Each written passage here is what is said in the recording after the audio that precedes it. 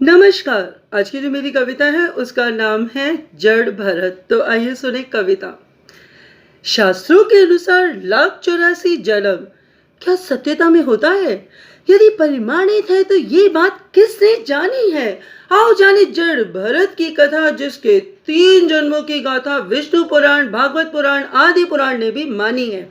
ये कथा है ऋषभ देव के पुत्र भरत की, जिनका पहला जन्म राजा भरत का, दूसरा हिरण का, तीसरा जड़ भरत का हो जाता है। ये कथा है उस प्रतापी राजा भरत की, जिसके नाम से अनावश कहलाने वाले तुम्हारे देश का नाम भारत कहलाता है।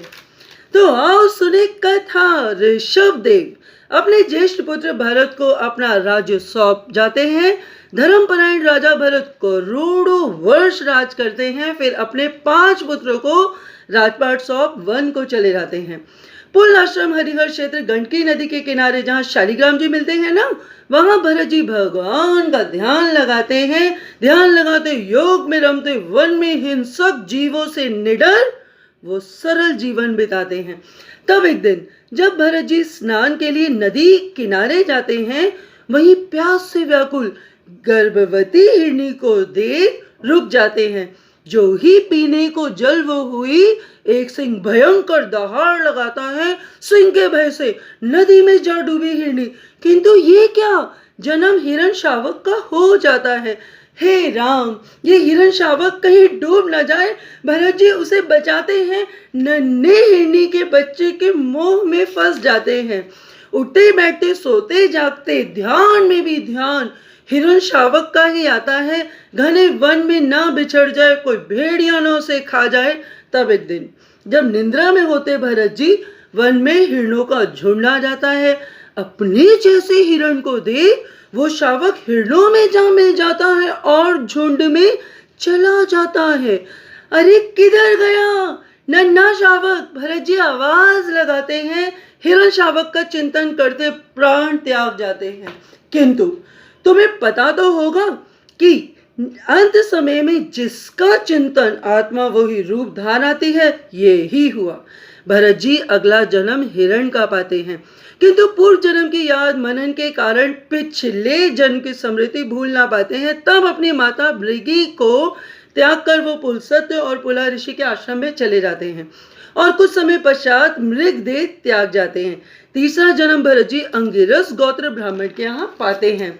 ब्राह्मण पिता प्रेम से पुत्र को भरत तब बुलाते हैं, किंतु पूर्व के 2 जन्म का स्मरण था भरत को, तो पिता वेद शास्त्र पढ़ाए भरत सीखना ना चाहते हैं।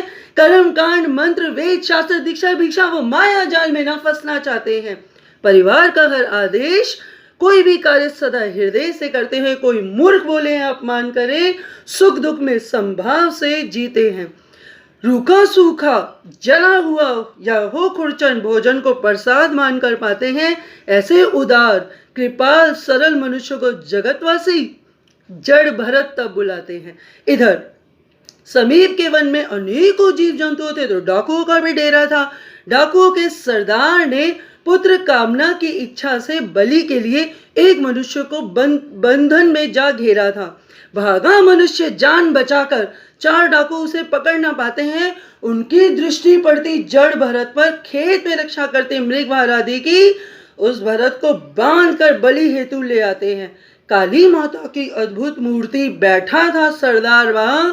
जड़ भरत माता भद्रकाली को शीश नवाते हैं। फिर डाकू विधि पूर्वक भरत जी को स्नान कराते हैं, चंदन माला आभूषण तिलक से विभूषित कर बलि के लिए ले आते हैं। बलि से पहले से अच्छे से भोजन ढोल नगाड़ा बजाते हैं। वहीं पड़ी थी खड़क, उसको और तीक्ष्ण कर जाते हैं।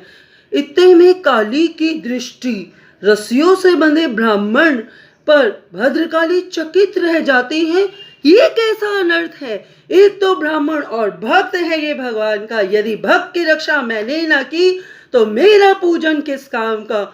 और इधर देवी मंत्रों से अभिमंत्रित कर जब डाकू खड़क उठाते हैं, हर कार्य में प्रभु की इच्छा है। जड़ भरत शीश झुकाते हैं, किंतु ये क्या? मूर्ति से प्रकट हुई भद्रकाली ब्राह्मण भरत की रक्षा करती हैं, वो खड़ग उठाकर दैत्यवृत्ति वाले डाकुओं की हत्या करती हैं, फिर एक एक डाकू के रुंड की माला मुंडमाला बनाती है, अनर्थ करते डाकुओं का अंत वो कर जाती हैं, जड़ भरत की रक्षा करके अंतर्ध्यान वो हो जाती हैं। तब वन में भरत जी कुछ आगे चले, इधर पालकी राजा रोहगढ़ की आती है, सिंधु सोवीर के राजा रोहगढ़ की पालकी भगवान कपिल के आश्रम को जाती है। 3 कहार थे, एक की कमी थी, सैनिक की दृष्टि जड़ भरत पर पड़ जाती है, जड़ भरत के पालकी उठाने पर कहार की कमी पूरी हो जाती है। चलते चलते भरत तब छोटी सी छलांग लगाते हैं, अपने संग कहारों को तो क्या राजा को पालकी समेत हिलाते हैं, फिर मस्त कभी धीरे कभी तेज यकायक उछल जब जाते हैं, उतारो मुझे पालकी से। राजा रोहगढ़ क्रोध से चिल्लाते हैं, क्षमा करें महाराज, कहार नया है। सैनिक राजा के कोप से भरत जी को बचाते हैं, रोको पालकी, कौन कहार है? अरे कोई ऐसे छलांग लगाते हैं। तब भरत जी, महाराज क्षमा करें, चींटियों की लंबी कतार देख मैं उनके प्राण बचा रहा था, लंबा कूद ना पाया तो मैं इसलिए छलांग लगा रहा था। ये लो, चींटियों में प्राण है क्या? बिल्कुल महाराज, तभी तो वो खाती पीती चलती है। हर जीव जंतु में प्राण है, आत्मा है, तभी तो सब जीवित हैं। हे महाराज, हम मनुष्य पंच तत्व के पुतले हैं, जीवों में एक एक तत्व का अभाव है। आदि व्याधि, भूख प्यास, बुढ़ापा, निंद्रा केवल देह को लगती है। सब में प्राण आत्मा है, आत्मा तो मृत्यु के बाद भी ना मरती है। तब राजा रोहगढ़, अरे कुछ नहीं होता आत्म तत्व। भरत सुनो, एक उदाहरण से मैं समझाता हूँ। जैसे एक पात्र है, पात्र में जल, जल में चावल, यदि अग्नि प्रचंड है तो पहले पात्र गर्म, फिर जल, फिर चावल गल जाता है। ऐसे ही देह का संबंध इंद्रियों से, इंद्रियों का मन से, मन का बुद्धि से, बुद्धि का संबंध आत्मा से, देहांत के बाद आत्मा का अस्तित्व नष्ट हो जाता है। तब भरत जी, हे राजन सुनो, जैसे एक पात्र है, पात्र में जल, जल में पत्थर, यदि अग्नि प्रचंड है तो पत्थर गल ना पाता है, वैसे ही आत्म तत्व अग्नि से जलता नहीं, शस्त्र से कटता नहीं, जल इसे भिगाता नहीं, वायु इसे सुखाता नहीं। आत्म तत्व दृष्टा है, जगत प्रति क्षण दृश्य बदल रहा है, कर्मों के अनुसार प्रत्येक जीव को देह और संसार मिलता है। अच्छा, तो भरत जी, ये आत्मा जीव जंतुओं में कैसे आई है? महाराज, जिस प्रकार मनुष्य वस्त्र बदलता है, आत्मा देह बदलती है। उच्च योनि मनुष्य की है, स्वतंत्र है, वाचाल है, अपना जीवन जी लेती है। पशु पक्षी कीट मकोड़े 84 लाख योनियों में भटकते हैं, इनमें आत्मा कर्मों का भुगतान करती है, कर्मों का भुगतान करती है। महाराज, मनुष्य जीवन जीता है तो हर क्षण कर्म उपजता है।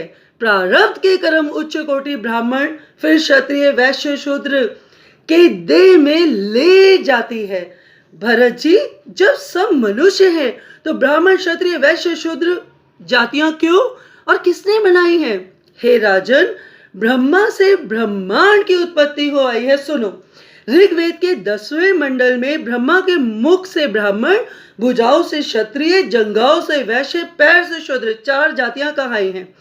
या राजन, यूं कहो कि ब्रह्मा के पुत्रों से हुआ था आरंभ जाति वर्ण गोत्र का, जैसे कर्म वैसी जाति या देह आत्मा ने पाई है।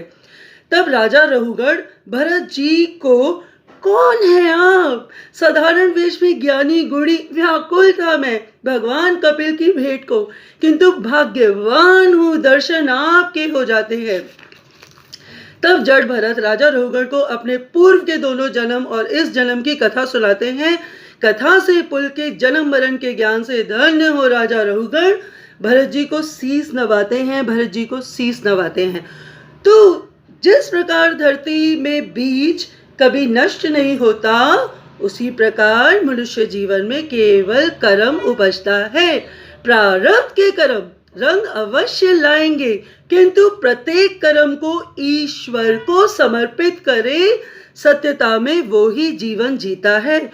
जो प्रत्येक कर्म को ईश्वर में को समर्पित करे, सत्यता में केवल वो ही जन्म जीता है। बहुत बहुत धन्यवाद, बहुत बहुत धन्यवाद।